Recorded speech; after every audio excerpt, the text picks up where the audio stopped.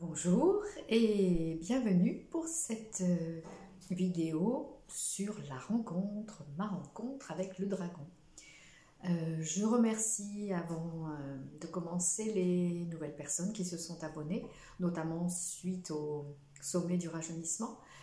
Et je ferai bientôt une vidéo de bilan sur ce week-end, sur ce sommet du rajeunissement qui a eu lieu le week-end dernier. Et comme ça fait longtemps que j'avais prévu de faire cette vidéo sur la rencontre avec le dragon, et bien c'est par là que je vais commencer. Alors, bien évidemment, la plupart des gens continuent à dire que les dragons ça n'existe pas, que ça fait partie de l'imaginaire, que ça n'a jamais existé, que c'est de la fantaisie, etc. Mais selon mon expérience et ce que j'ai pu lire, les enseignements que j'ai pu recevoir en canalisation et autres, eh bien, tout ce qu'on croit imaginer existe en fait dans la multidimensionnalité. Et le fait que dans tellement de traditions, dans tellement de contes, de diverses traditions, de diverses civilisations, il est question des dragons, eh bien, force est de reconnaître que ça doit sortir de quelque part, et pourquoi pas du fait qu'ils aient réellement existé sur Terre, et pourquoi pas aussi du fait qu'ils soient revenus sur Terre et que certains d'entre nous puissent les percevoir ou qu'ils se laissent percevoir par certains d'entre nous. Donc,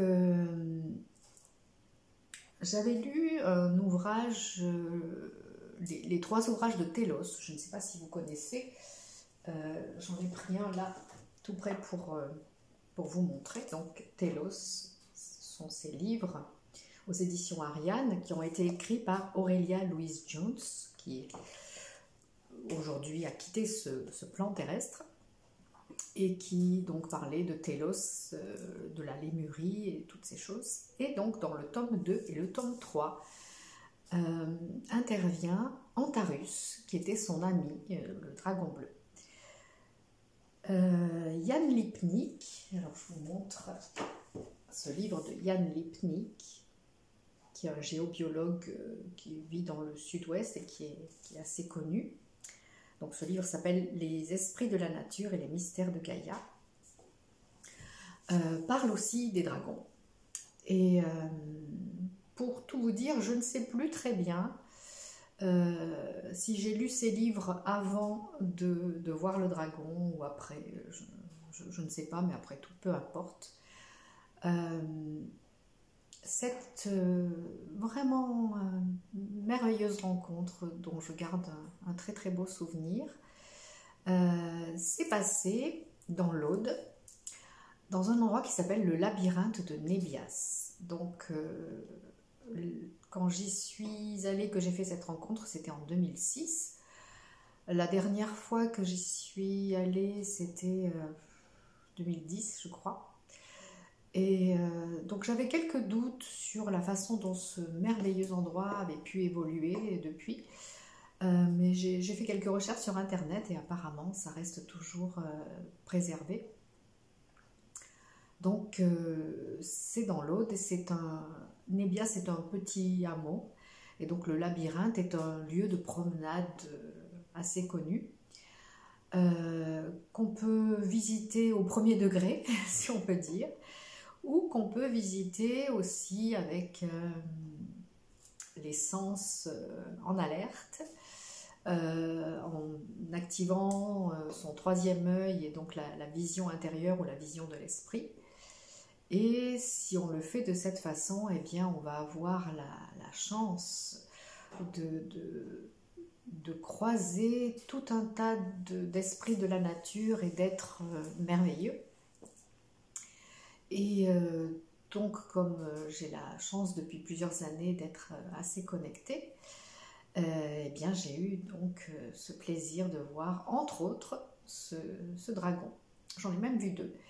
Et cette fois-là, j'étais accompagnée d'une amie qui s'appelle Angélique et de son fils. qui à ce moment-là avait 14 ans et qui était un garçon très connecté, avec beaucoup de perception aussi. Et donc nous avons fait notre promenade tous les trois dans le labyrinthe de Nébias. Et nous avons rencontré un premier dragon qui était installé, j'allais dire presque avachi sur un énorme rocher. Et alors celui-là, que j'ai vu avec mon troisième œil, hein, pas avec mes yeux physiques, quoique, un peu par transparence, je peux les apercevoir aussi, j'ai pu les apercevoir aussi avec mes yeux physiques. Donc celui-là était assez taciturne et assez bougon, et alors que je commençais à lui poser des questions et à me montrer amicale avec lui, il nous a envoyé balader en nous disant qu'il n'aimait pas du tout les humains. Et pour cause, puisque donc les dragons étaient sur Terre il y a environ 100 000 ans, donc notamment à l'époque de la Lémurie, et ils étaient les gardiens de la Terre, les gardiens des éléments. Ils vivaient en parfaite harmonie avec les humains et avec tous les règnes. Et donc, il est arrivé un moment dans l'histoire de l'humanité, quand l'humanité a commencé à descendre en densité et en conscience, ils se sont mis, donc l'humanité s'est mise ou certains humains, en tout cas, se sont mis à chasser les dragons, à vouloir les tuer. Donc beaucoup ont quitté ce plan, ont quitté cette planète, même certains dans celui de Télos, là, du livre Télos d'Aurélia Louis Jones, dit qu'il est parti sur une planète des Pléiades où il a été invité et qu'il est revenu quand il a senti que les choses commençaient à s'ouvrir et à évoluer sur Terre. Voilà. Donc ce dragon-là, le premier dragon que nous avons croisé sur cet énorme rocher, n'était pas du tout copain avec les humains. Donc nous avons continué notre promenade en voyant toutes sortes d'autres êtres, d'autres esprits de la nature. Et puis nous sommes arrivés à un endroit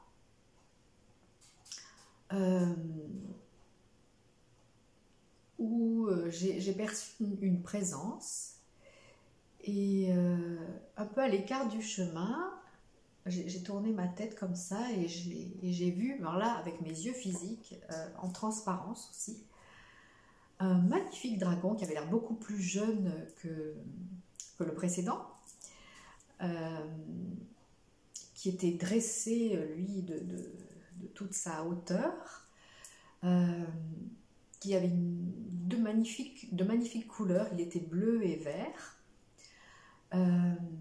Les ailes n'étaient pas vraiment déployées, il les déployait par moments, mais sinon on voyait surtout sa tête. Enfin, je dis on parce que le garçon en question voyait aussi voyait les mêmes choses que moi, donc voyait aussi ce dragon. Et lui était très amical, très curieux de communiquer avec nous, et donc nous avons discuté un bon moment. Voilà, elle nous a dit que donc les dragons étaient de retour sur Terre et que l'objectif c'était d'aider la Terre et les humains dans cette transition, dans ce processus ascensionnel, et aussi voilà, d'assister les humains, certains humains, dans leurs travaux, par exemple les thérapeutes. Donc je crois que Jan Lipnik raconte comment son ami dragon l'assistait dans les soins. Et donc, en poursuivant la conversation avec ce joli dragon vert et bleu, je ne sais plus... Oui, je crois que je lui ai demandé son nom, parce que moi, en général, je demande le nom des présences que je perçois. Et il m'a dit qu'il s'appelait Hurash. Voilà. Donc... en général, je vois les mots écrits devant mes yeux, donc ce que je voyais c'était H-O-U-R-A-C-H, ou S-H ou C-H, je ne sais pas. Hurash, voilà. Donc le R roule bien. R. Et donc, suite à cette conversation dans le labyrinthe et à cet échange très chaleureux et très enjoué dans le labyrinthe, eh bien, je lui ai demandé s'il voulait bien rester en connexion avec moi et s'il voulait bien venir chez moi de temps à autre, me rendre visite. Et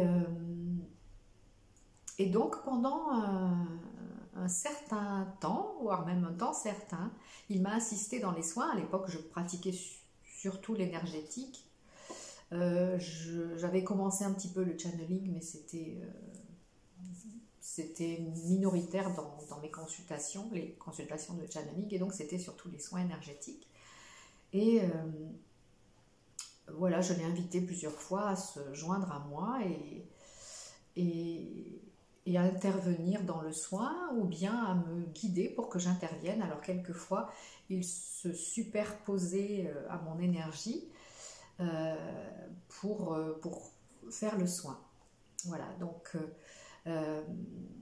c'est ce que dit aussi Yann Leplic, les dragons ont cette capacité aussi de transmuter les émotions, de transmuter les énergies négatives ou discordantes, et aussi de transmuter les émotions. Donc par son souffle puissant, eh bien voilà, il m'aidait à réharmoniser l'énergie de la personne. Donc, comme ils sont les gardiens des éléments, du feu, de l'air, de l'eau, de la terre, eh bien, ils peuvent utiliser ces différents éléments selon les circonstances et selon ce qu'ils ont besoin de faire. Je crois que Hurach n'avait jamais utilisé le feu. J'ai souvenir qu'il a utilisé l'air, donc par le souffle, et aussi l'eau, essentiellement voilà, pendant cette période de notre collaboration. Et je vous assure que c'était vraiment comme une amitié, voilà, vraiment. Il avait, et il a, parce que depuis quelque temps, il revient me faire des petits coucous, une énergie très juvénile, très enjouée, très bienveillante, très remplie de sagesse aussi en même temps. Et donc voilà, c'est vraiment un bonheur d'être en interaction avec les dragons. Avec, en tout cas, ce dragon, ou certains dragons, puisque il y a quand même dans la création, dans l'univers, des dragons ou des reptiliens qui ne sont pas forcément bienveillants. Mais en tout cas, les dragons qui sont revenus sur Terre, pour la plupart, attendent juste que nous soyons prêts à communiquer, à interagir avec eux, à les percevoir aussi et à interagir avec eux. Antarus, donc le dragon de Télos, le dragon bleu de Télos, parle aussi beaucoup des licornes. Donc je suis là aussi, même si je n'en ai pas encore vu totalement convaincue qu'elles existent. Et donc il parle aussi de leur retour dans notre dimension. Sachant qu'ils ne vibrent pas au niveau de la 3e dimension, mais plutôt au niveau de la 5e, voire de la 7e, et que donc nous devons élever notre taux vibratoire pour arriver à les percevoir, et de même, eux, parfois, baissent un peu leur taux vibratoire pour qu'on puisse les percevoir, que ce soit le plus souvent avec le 3e œil, donc par la vision interne, mais aussi éventuellement avec nos yeux physiques.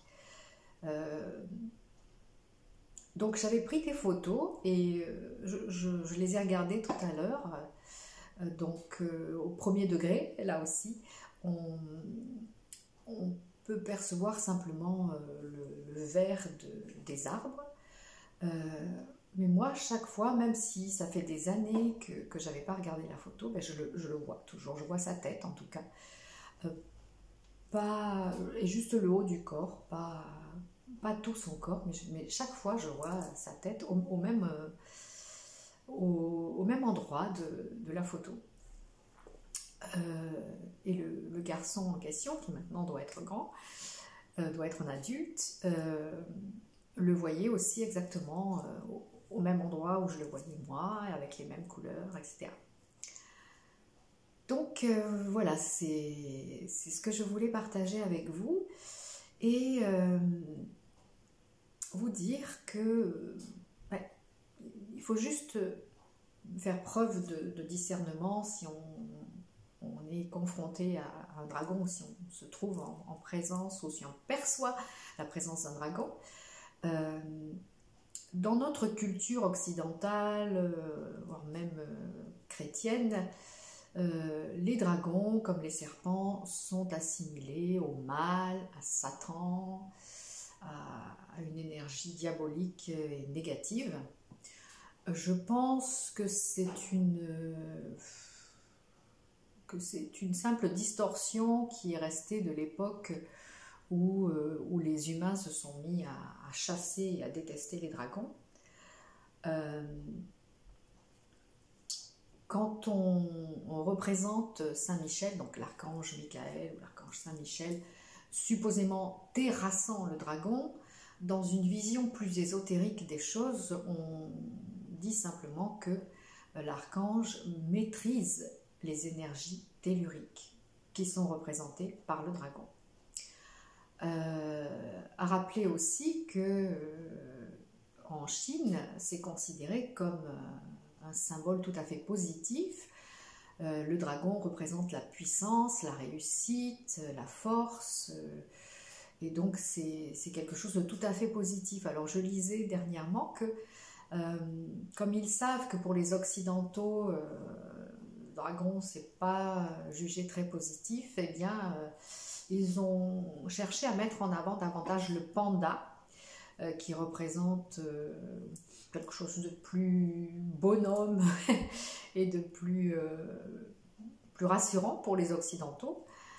Mais voilà, c'est un symbole très positif et nous sommes entrés, ou nous allons entrer dans l'année du dragon, si je ne m'abuse. Donc c'est une belle année dans la perspective chinoise.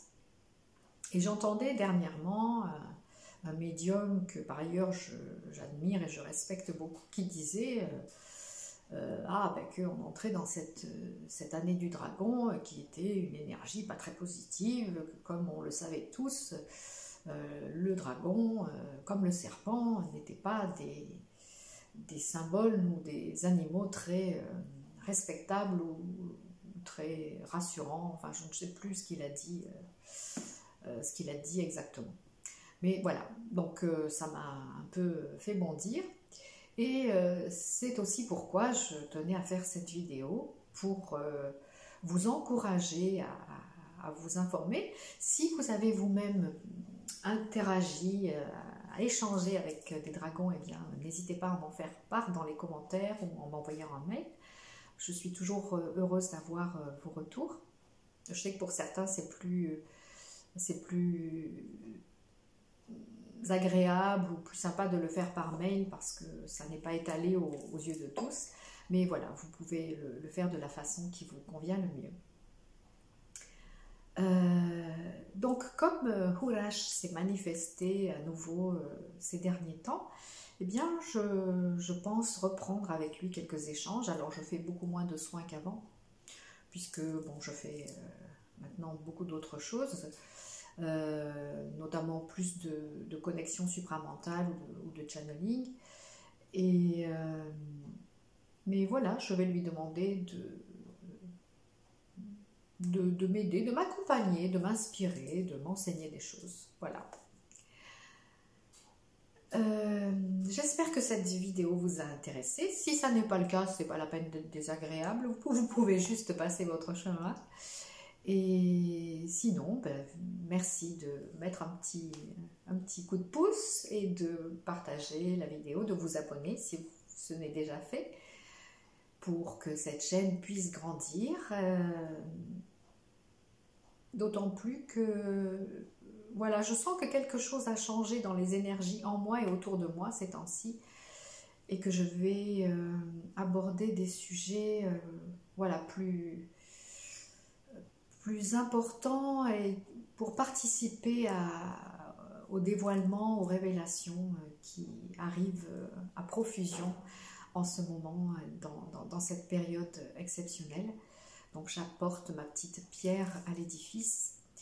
Et voilà, c'est important de partager ces expériences et de faire savoir à ceux qui ne le savent pas encore, qui ne s'en doutent pas encore ou qui ont besoin d'être rassurés, que toutes ces choses existent et que, comme je l'ai dit dans une de mes vidéos de l'an dernier ou de l'année précédente, sur mon autre chaîne YouTube, je parlais de ce message aussi que j'avais reçu disant que les différents règnes, le règne minéral, le règne végétal et le règne animal et les esprits de la nature, les devas, souhaitaient vraiment maintenant une alliance avec les humains pour aider